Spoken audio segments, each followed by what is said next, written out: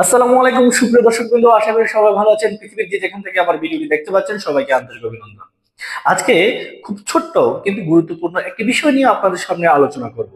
বিষয়টি হলো stop, think and act, যার মানে হলো একটু থামো, তারপর ভাবো এবং সঠিকভাবে কাজ করো।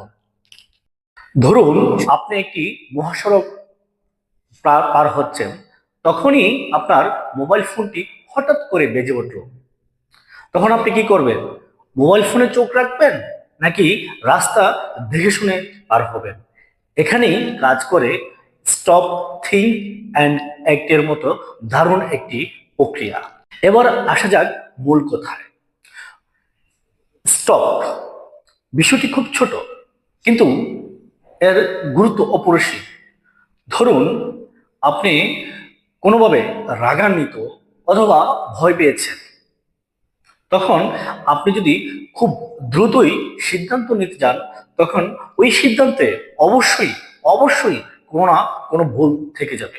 তখন আপনার উচিত একটু থেমে যাওয়া। তারপর আসে থিঙ্ক বা চিন্তা করা। তখন আপনি যে বিষয়টির উপর সিদ্ধান্ত নিতে যাচ্ছিলেন, তখন যদি একটু চিন্তা করেন অথবা ভাবেন যে আমি কি করতে যাচ্ছি, কোন পথে যাচ্ছি, এই বিষয়টি যখন আপনি একটু চিন্তা করেন, অবশ্যই পূর্বের চাইতে একটু ভালো সিদ্ধান্ত অবশ্যই আপনি নিতে পারবেন।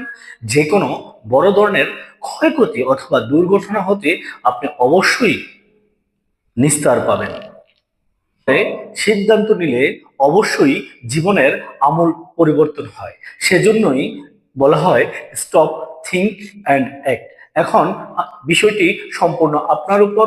আপনি সিদ্ধান্ত নেবেন, আপনি কি থামবেন, ভাববেন, তারপর সঠিক সিদ্ধান্ত নেবেন কিনা।